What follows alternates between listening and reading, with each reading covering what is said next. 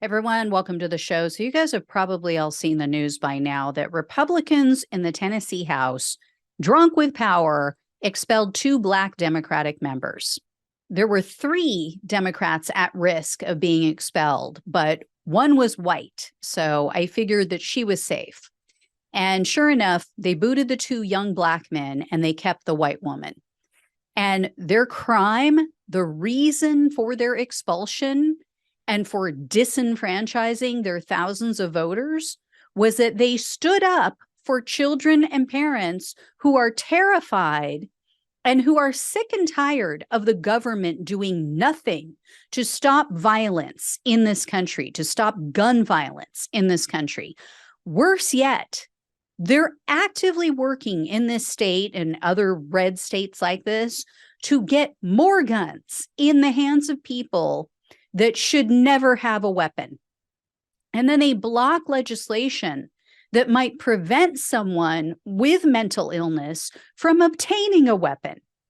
That was the case just weeks ago in this state, in Tennessee, when a woman was able to legally purchase numerous weapons. This was even though she was being treated for a mental health issue. Her family said she shouldn't have weapons, but in the state of Tennessee, they have very lax gun laws, and they even allow for open carry. So you have no idea who the good guys are with guns and who the bad guys are with guns. So she broke into a Christian school. I'm sure many of you know this. She had multiple weapons, hundreds of rounds. She shot and killed 6 people, 3 of which were 9-year-old babies, 9-year-old children.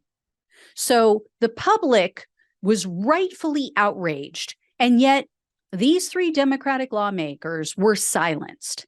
If they tried to speak on behalf of their constituents, they said their mics were cut off. And the Republicans made it absolutely clear they had no intention of doing anything to try to stop the next mass shooting.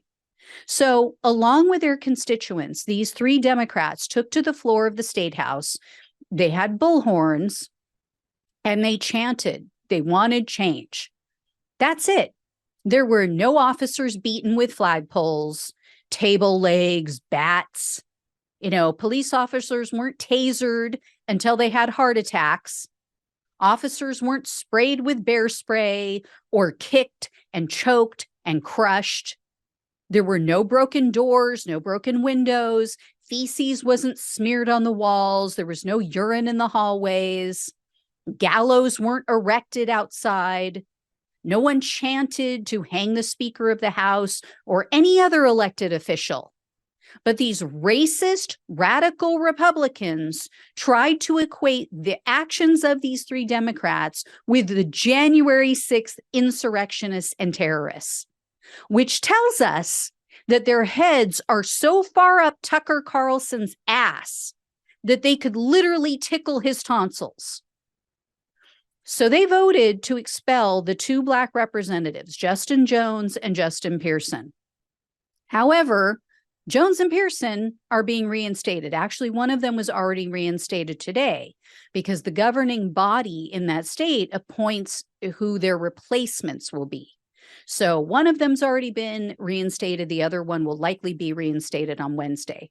So all these racists did was to elevate this conversation and this issue to the national level. And all they did was to make these 3 people, especially these 2 young men, into heroes. So I thank House Speaker Cameron Sexton and the rest of these racist SOBs. And they did something else, too, with these repugnant actions. They exposed the hypocrisy and the vile behavior in the Tennessee body, because one of the reps who was expelled pointed out all of their dirty deeds, all of the dirty deeds of the Republican representatives who were never expelled for far more egregious actions. And the Washington Post did an expose about this. So let's go through the list, shall we? In 2018, Republican David Byrd, spelled with a Y, was accused of sexual assault by 3 women. And in a recorded conversation with one of those 3 women, Byrd said, quote, I wish I had a do-over, because I promise you, I would have corrected that, and that never would have happened. In 2019, the Republicans twice blocked resolutions to remove Byrd from that House. And House Speaker Cameron Sexton told the press that they allowed Byrd to remain in the House because, quote, you have to balance the will of the voters and overturning the will of the voters. So the will of the voters, I guess, matters if it's a white male Republican. But the will of the voters does not matter if they send a black man to the House. Byrd remained in that body. He remained a sitting member in that state legislature until January of this year. Remember, he was accused in 2018. 5 years they allowed his sexual assaulting accused ass to remain in that body. Next up, former Speaker of the House, Glenn Quesada, also a Republican. In 2019, Quesada stepped down as the Speaker after it was revealed that he, quote, encouraged or approved of his chief of staff making disparaging and sexual comments about women, including interns and a lobbyist. However, Quesada remained in the legislature. So he stepped down as the Speaker, but remained as a member of the House. And in August of 2022, the Department of Justice charged him with money laundering, wire fraud, bribery, and kickbacks concerning federal funds. Despite those very serious federal charges, Quesada was allowed to finish out his term. So he too left in January of this year. In March of this year, in a committee hearing, Republican Paul Sherrill posited the idea of hanging by a tree. That's a quote, hanging by a tree as a punishment for crimes committed in one of the most racist states with a massive history of racism and slavery and hangings. In 2021, another Republican, Justin Lafferty, defended the fact that Black people were only counted as 3/5 of a human being. He said it was a, quote, bitter, bitter pill that was necessary to end slavery. Really? Neither of those two men were even reprimanded from the way it sounds. Another incident in 2019 involved Republican Rick Tillis. He was caught authoring an anonymous Twitter account where he was sharing information about what was going on in the House when this information wasn't yet made public by the legislature. He also talked shit about other lawmakers and their staff. He was sharing gossip about what was going on behind the scenes. And because Tillis was suspected by a lot of the people in the House, someone went in and urinated all over one of his office chairs. And then even when Tillis was exposed as the Twitter user, he remained in the House until he lost his primary in the election in 2020. So he remained, the person who pissed on his chair remained. So yeah, this was race-based because the good old boys in the South still believe that Black people need to know their place. They have no right to speak up. White men can allegedly sexually assault multiple women.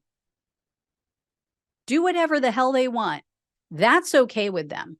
But a Black person who speaks up for themselves, who talks back, who doesn't kowtow to the white massa, oh no, they have to know their place. That can't be allowed in Tennessee. This was 100% about race. And don't even get me started on the January 6th bullshit. If these people want to compare videos of these three members standing there yelling through a bullhorn because children died because they actually dared to give a damn that 3 children are dead on top of the how many other thousands that have been murdered in this country because of the Republicans being so in bed with the NRA that, you know, they should be paying them alimony? Seriously? Oh, I'll show you some freaking videos of what a real insurrection looks like. These people are in their little bubble, their little racist Fox News white fright bubble. They have no clue how they're being perceived by the rest of the country. Something tells me, though, that the younger generations are going to make them acutely aware of how they're being perceived.